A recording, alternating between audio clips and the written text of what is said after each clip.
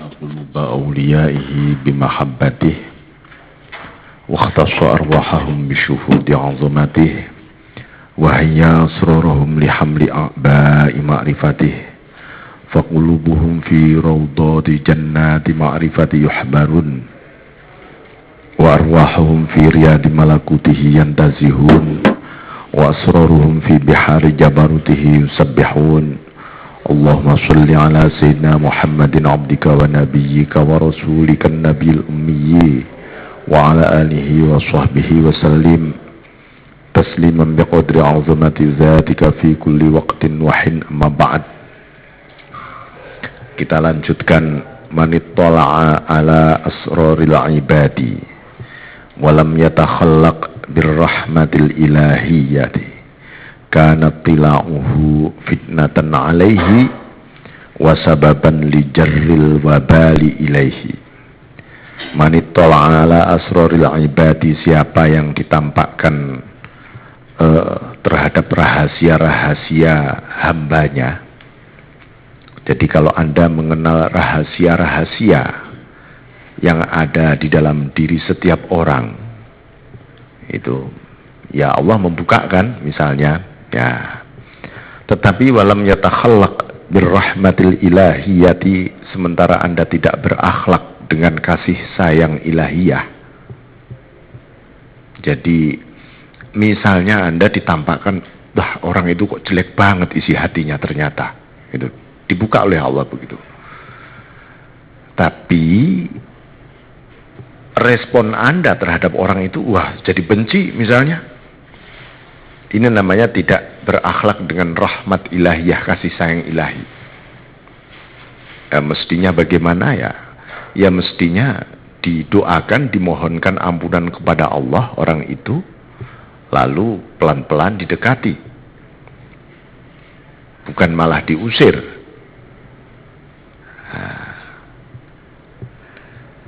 Karena tila'uhu fitnatan alaihi, maka penampakan yang muncul di balik tersingkapnya rahasia tadi pada kita kalau tidak memiliki rahmah ilahiyah, kasih sayang ilahiyah, berarti fitnatan alaih justru menjadi cobaan bagi kita sendiri yang ditampakkan tadi.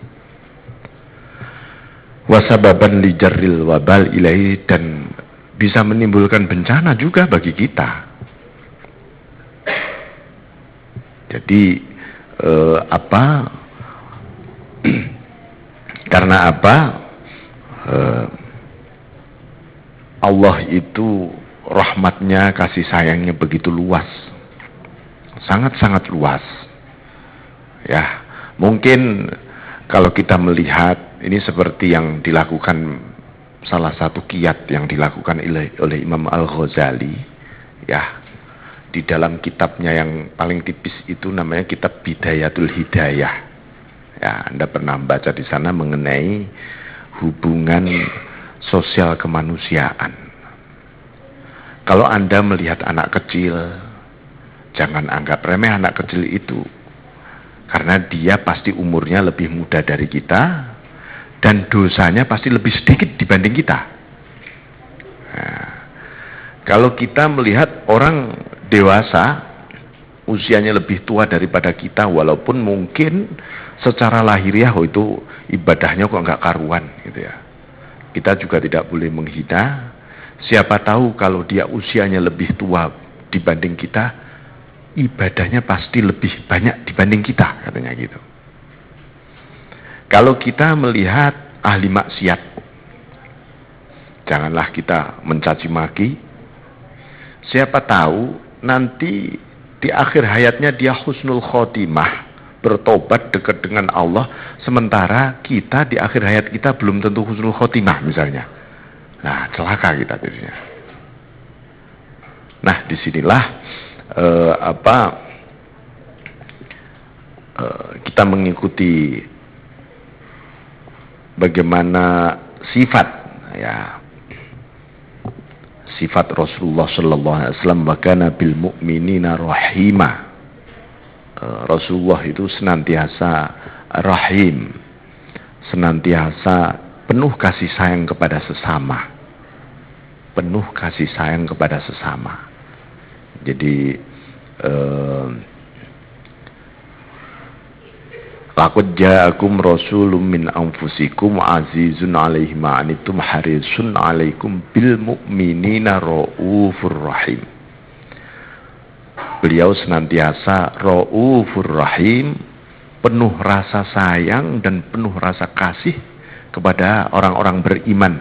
Apapun kenyataan saat ini yang dialami oleh orang beriman tadi. Gitu. Nah, Rasulullah juga disebutkan oleh Sayyidatina Aisyah radhiyallahu an, kana khuluquhu Qur'ana. Akhlak beliau ini adalah ya Al-Qur'an itu. Mulai basmalahnya Al-Fatihah sampai terakhir surat An-Nas, itu semua adalah akhlak Rasul. Yang disebut akhlak ya itu semua. Baik zahir maupun batinnya Al-Qur'an, itulah Rasulullah SAW. Jadi Rasulullah itu representasi par excellence, disebut begitu, paling sempurna dari penghayatan terhadap Al-Quran ini. Jadi makanya disebut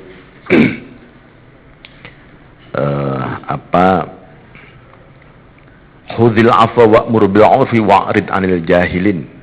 Dicontohkan, berilah maaf kepada mereka, perintahlah dengan cara yang baik atas kebajikan itu sendiri. Memerintahkan kebaikan juga dengan cara yang baik, bukan cara yang tidak baik. Wa'rid 'anil jahilin, ya acuh sajalah, artinya nggak usah didengerin, nggak usah di ini kalau Anda dicaci, dibodoh-bodoh, dikontrain oleh orang-orang yang memang tidak mengerti. Bodoh maksudnya, al-jahilin. Bahkan beliau suatu ketika sedang jalan dilempar kotoran dari atas oleh orang-orang kafir yang tidak suka dengan beliau. Beliau berdoa, Allahumma hdi qaumi fa innahum la ya'lamun. Ya Allah, berilah petunjuk kaumku. Mereka ini kan karena nggak tahu, ya Allah. Nah, itu bagaimana beliau mencontohkan jiwa besar, ya jiwa besar luar biasa, dan tidak sedikit pun terbesit ada rasa gerundel di sini, ini juga nggak ada. Gitu. Free betul lah, gitu. Free betul beliau. Ini. Bismillahirrahmanirrahim. Dalam syair para sufi menyebutkan irham bunayya jami'al khalqi kulluhum wanzur ilaihim bi'ainil lutfi wasyafaqah wa qur kabirahum warham saghirahum wara'i fi kulli khalqin haqqa man khalaqah. Sayangi anakku, semua makhluk semua ini. Pandanglah mereka dengan pandangan mata yang lembut dan penuh rasa sayang. Hormati yang tua dan sayangi yang kecil. Ya, sayangi yang kecil. Wara'i fi kulli khalqin haqqa man khalaqah. Pelihara, jagalah hak setiap makhluk sesuai dengan porsi masing-masing. Sesuai dengan porsi masing-masing. Nah, jadi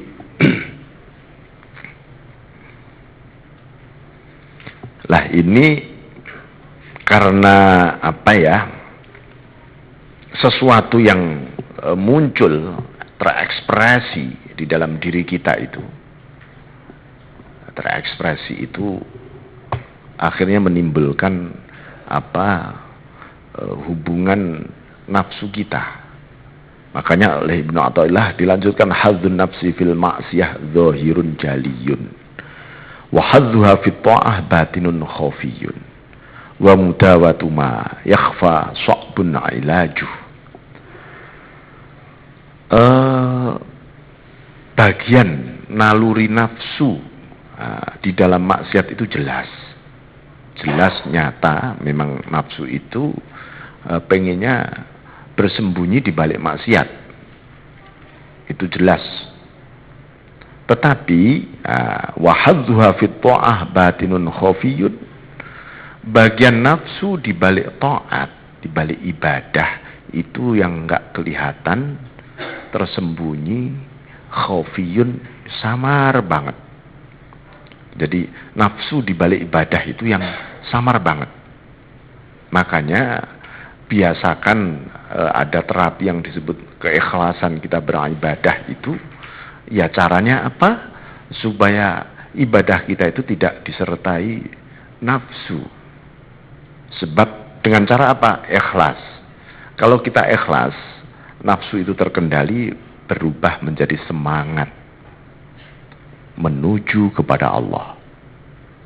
Semangat dengan nafsu beda. Kalau nafsu itu kepingin lebih jauh dari Allah, tapi kalau semangat itu bisa mengendalikan diri, lalu bangkit. Tapi jumlah orang yang bangkit menuju kepada Allah itu minim memang. Karena itu Allah pun biasanya salah satu sunnatullah itu kemudian mewajibkan kita taat.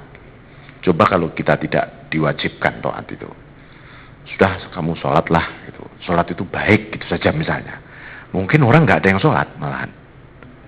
Itu hanya sedikit banget. Karena itu oleh Allah sampai diwajibkan. Ini wajib. Dan sampai kenapa Allah mewajibkan? Karena saking agungnya hubungan kita dengan Allah di dalam sholat wajib.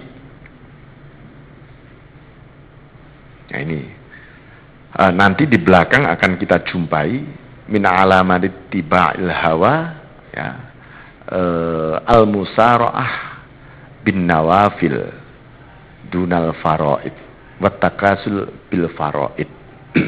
Tanda kita itu mengikuti nafsu di balik ibadah itu bergegas banget ketika menjalankan ibadah-ibadah sunnah. Tahajud kenceng banget gitu, sholat subuh beler gitu misalnya. Sholat isya itu kayaknya males banget gitu, tapi tahajud kenceng banget. Tandanya ini ngikuti nafsu ini ibadahnya. Apalagi sholat hajat ini, hajat saya biar ini kenceng banget gitu ya. Begitu sholat wajib, ntar dulu saya masih alasan macam-macam. Ini ittiba'ul hawa. Jadi ngikuti hawa nafsu itu. Kalau sholat sunnah kita lebih kenceng dibanding sholat wajib, lebih kayaknya itu.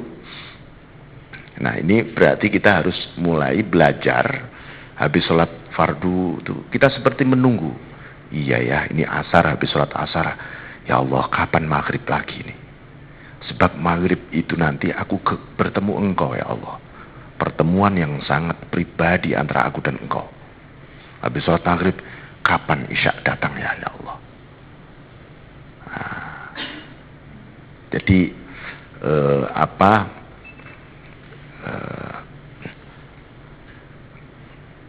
wa mudawatu ma yakhfa sa'bun ilajuh, dan mengobati, ngobati yang tersembunyi itu angelnya, sulitnya bukan main. Itu ya, sa'bun ilajuh, sulit banget gitu. Tiba-tiba melintas sedikit gitu kayak duri, gelitik banget gitu ya. Kita anggap itu bukan apa-apa, padahal itu bisa jadi virus gitu, di dalam batin kita ini. Karena itu dibutuhkan satu keberanian yang luar biasa untuk melawan diri sendiri. Karena itu adalah bentuk kesatriaan kita. Satrianya Allah itu ya yang berani itu melawan diri kita sendiri itu. Bismillahirrahmanirrahim. Jadi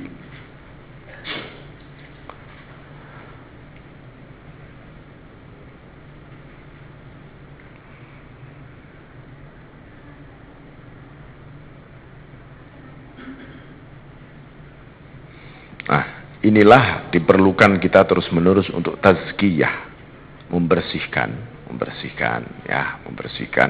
supaya mengalami transformasi.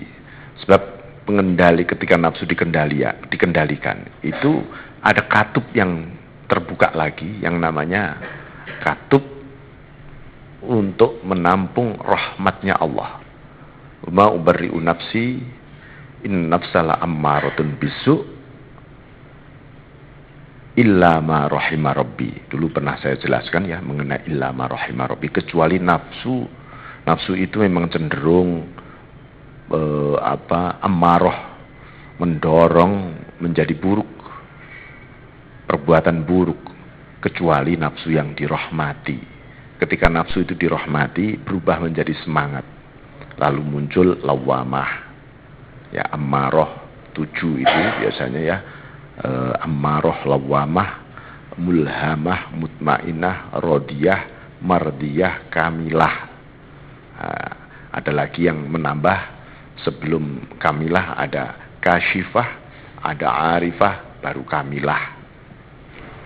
Tapi menurut Syekh Abdul Qadir Al-Jilani 7, sehingga dikenal dengan an-nafsus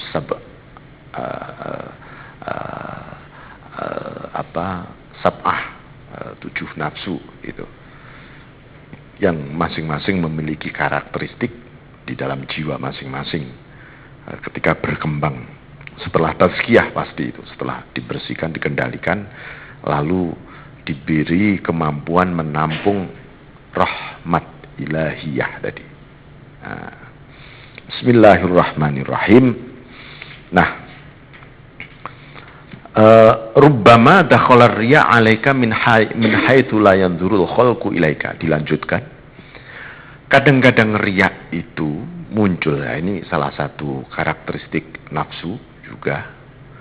Kadang-kadang riya itu melakukan amaliyah kepada selain Allah. Min haitsu la yanzurul khalqu ilaika, justru ketika makhluk tidak melihat Anda, malah sering muncul riya kadang-kadang.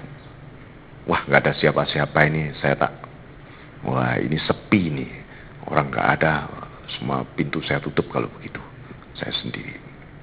Begitu diem-diem, nah muncul, waduh saya pasti lebih hebat dibanding yang lain ini. Nah, lalu muncul nih, tumbuh riya nanti. Jadi riya itu tidak ada hubungannya dilihat makhluk atau tidak dilihat makhluk. Selama dilihat maupun tidak dilihat itu mengganggu hati kita untuk berpaling kepada selain Allah, pasti itu namanya riya. Ya, ini riya. Jadi itu bagian, makanya Fudail bin Iyad radhiyallahu an, beliau mengatakan al-amalu li ajlina syirkun.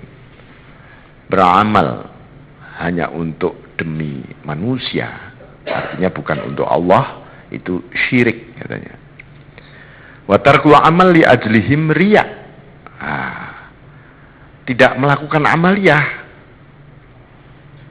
Saya enggak usah ikut kebaikan seperti orang-orang itu. Nanti kalau sedekah, kalau semua orang enggak, saya tak sedekah sendiri saja. Kenapa dia mengatakan begitu? Karena dia merasa yang ditimbang ada manusia dan tidak ada manusia, bukan untuk Allah. Itu riyaun, riya itu namanya. Wa tarkul amal li ajlina syirkun. Tidak melakukan amal karena takut dilihat manusia, karena nanti diomong manusia, karena itu malah bikin musyrik. Kenapa? Ya karena kita timbangannya manusia juga. Nggak enak ini, nggak enak itu, gitu. Itu malah syirkun nanti, kata beliau. Wal ikhlas ayyu'afiyakallahu ta'ala minhuma. Yang disebut ikhlas itu kalau Allah membebaskan Anda dari dua hal yang disebut tadi. Nah, di sini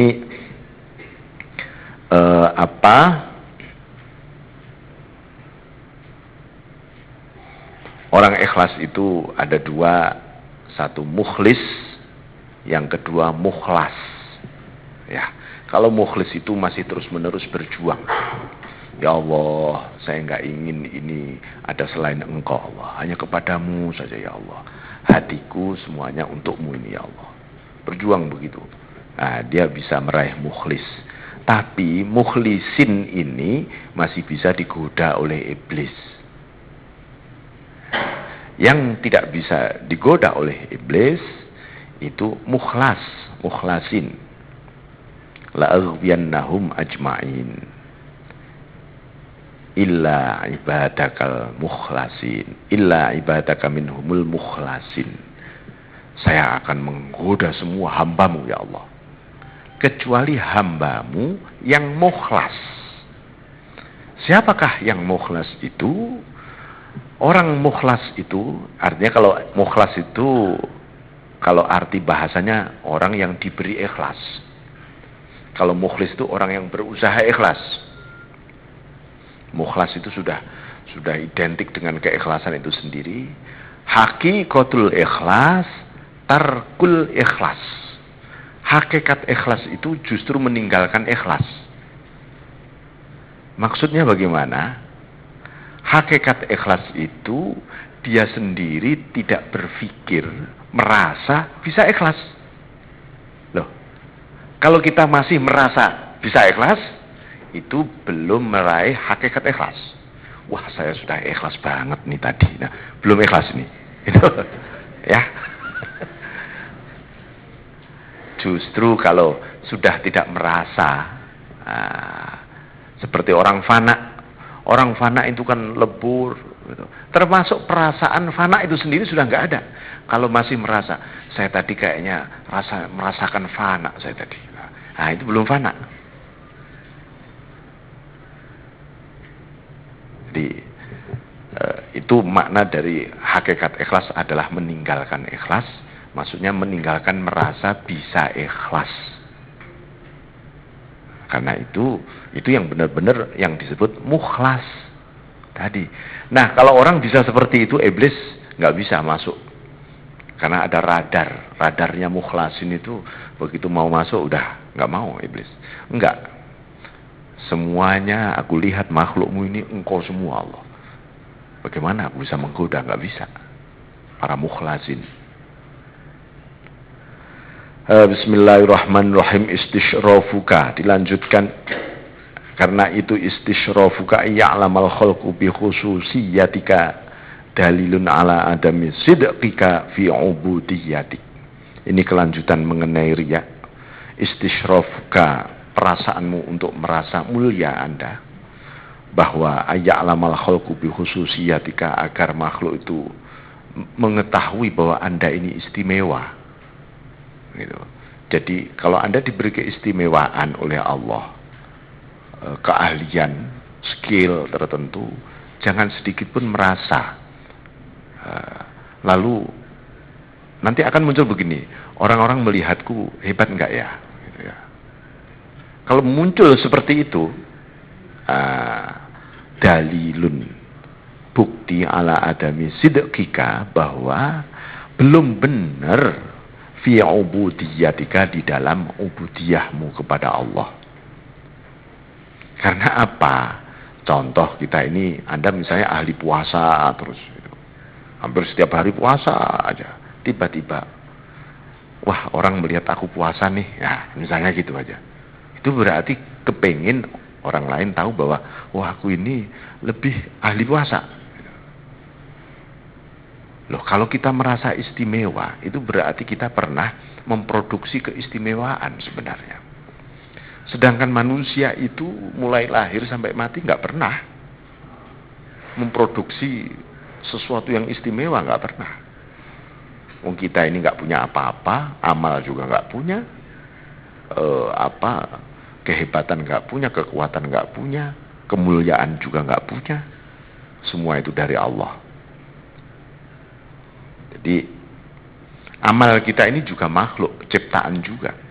Yang menciptakan bukan diri kita. Itu ciptaan Allah loh, amal itu. Dihubungkan saja kepada kita oleh Allah. Lalu kita bergerak untuk baik, untuk dekat pada Allah, untuk melakukan kebajikan, amaliyah dan seterusnya. Itu ciptaan Allah, disambungkan saja pada kita. Makanya kita nggak boleh mengklaim. Kalau mengklaim nanti merasa lebih dari yang lain. Nah, kalau sudah begitu, oh, nggak benar saya tadi memandang. Ubudiyahku ini sebenarnya belum benar gitu. Bismillahirrahmanirrahim.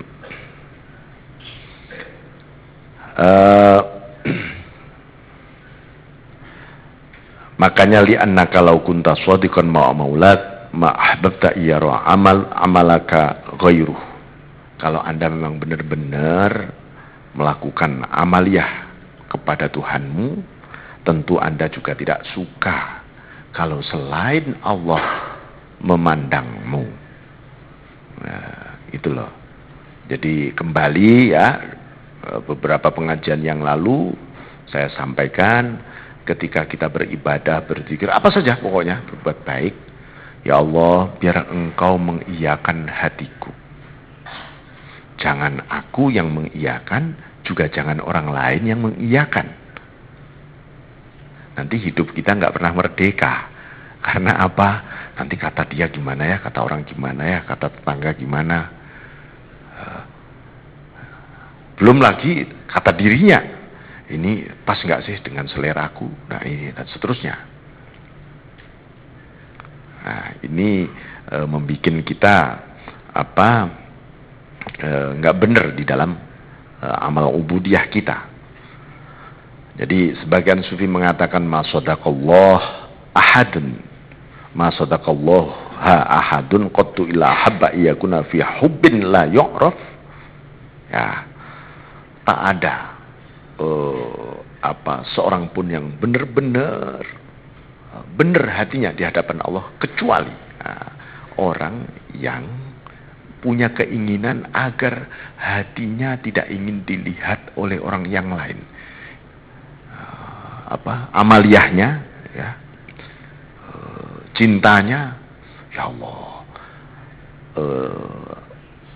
nuansa rohaninya biar Engkau saja ya Allah yang melihat. Jadi itu yang dikatakan oleh Syekh Abdul Qadir Jalil, sembunyikan, rahasiakan haliyah rohaniyahmu, situasi, kondisi, makom rohanimu. Jangan ada sedikit pun keinginan makom Anda dilihat orang lain. Misalnya nih, Anda ini diberi makom yang tinggi oleh Allah jadi wali gitu ya. Jangan sedikit pun punya keinginan ya, orang lain tahu bahwa Anda ini wali. Nah, kalau orang lain kebetulan tahu ya biarin aja, tapi jangan ada seneng itu. Nah itu. Nah, kalau sampai ada seneng, nanti degradasi lagi nanti. Gitu. Bismillahirrahmanirrahim. Sahal bin Abdullah mengatakan, man ahabba ayat tali'an nas ala amalih fahuwa murai, wa man ahabba ayat tali'an nas ala halihi fahuwa kadzib.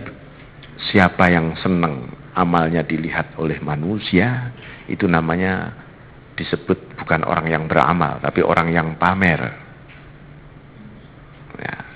Dan siapa yang ingin hal batinnya dilihat oleh orang lain, nih orang lain biar tahu nih keistimewaan hatiku dengan Allah nih misalnya, itu fahuwa kadzib, itu berarti orang itu dusta sebenarnya.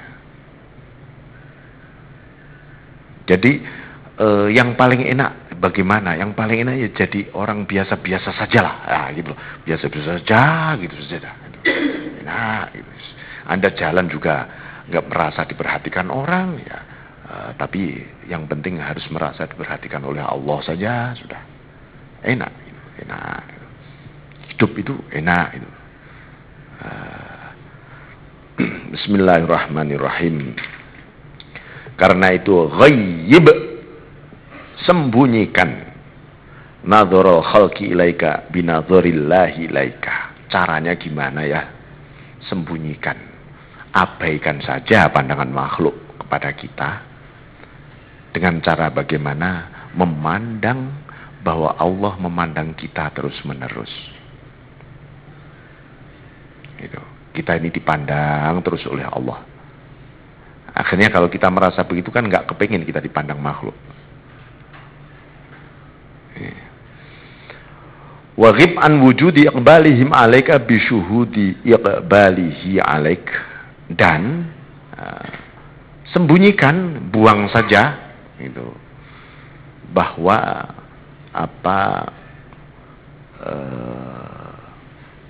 makhluk itu menerima, mereka itu menerima Anda.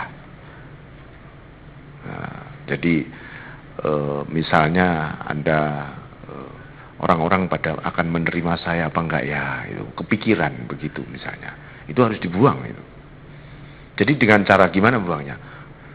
Enggak peduli, yang penting Allah menerima hatiku ini.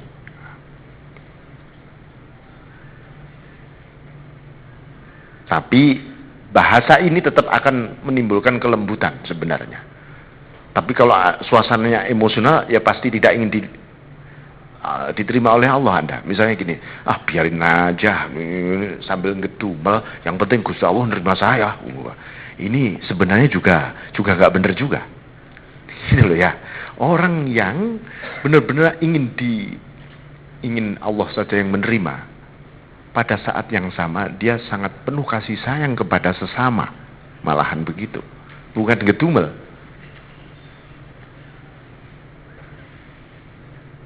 Masa kita ini dengan hati ngedumel itu menghadap Allah, itu merasa menghadap Allah? Kan enggak. Hilang kan Allah tadi tiba-tiba dari hati kita ketika kita ngedumel. Ini Bismillahirrahmanirrahim. Makanya Ibnu Athaillah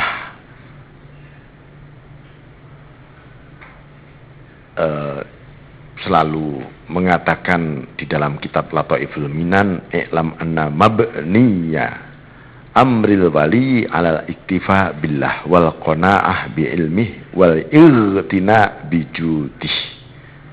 Sesuatu yang menjadi dasar fondasi para aulia itu adalah merasa cukup dengan Allah hatinya. Ini gunung meledos, ada apa, hatinya tetap enggak terguncang dengan Allah saja. Wal qanaah bil ilmi, Allah menerima bahwa Allah itu sebenarnya Maha tahu tentang kondisiku, situasiku. Allah tahu, Maha tahu Allah. Merasa ya udah. Wal irtina bijudih, merasa cukup dengan Allah Maha Derma, sangat Maha Derma itu kita itu kurang sedikit saja langsung diberi oleh Allah, nggak perlu kita minta. Itu berarti orang dermawan itu kan belum minta kita sudah diberi, berarti dermawan. Kalau kita minta karena minta diberi, ya belum dermawan sebenarnya. Tapi orang nggak minta diberi, wah itu orang dermawan. Tapi kalau Maha Dermawan Allah itu,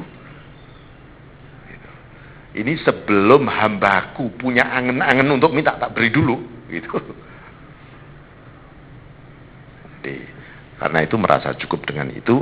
May tawakkal 'ala Allah fa huwa hasbuh. Siapa yang berserah diri kepada Allah, Allah mencukupi. Yang berserah diri adalah hati kita. Hati ini berserah diri pada Allah. Kalau mencukupi bagaimana? Hatinya merasa cukup bersamamu Allah. Nggak kepengin yang lain kemudian, karena cukup kok. Nah, bisa cukup banget itu ya kalau ada tawakul. Tawakul itu berserah diri. Nah, dulu pernah saya jelaskan mengenai bab tawakal. Tawakal itu ada 3. Satu ya tawakal. Itu adalah tawakalnya, tawakulul mukmin. Jadi tawakalnya orang beriman umumnya itu ya berserah diri, menyerahkan semua kepada Allah. Tapi masih ada mikir, kadang-kadang tanya, ya Allah, deg-degannya ada, tapi dikembalikan pada Allah lagi. Muncul lagi deg-degannya ada, kembalikan lagi. Ini tawakal. Umumnya orang tawakal begitu. Tapi ada namanya tafwid. Jadi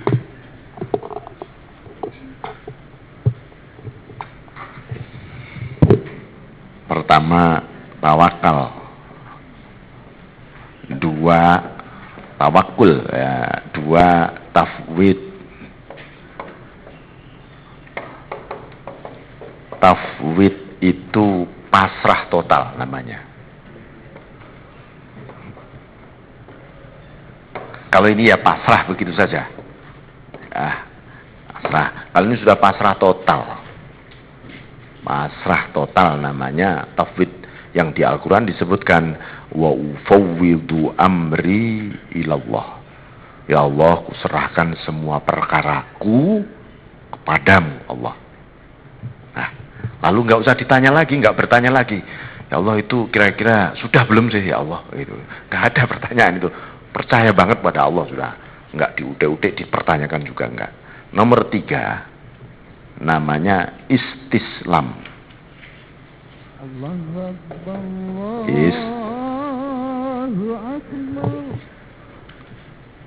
Udah maghrib ya?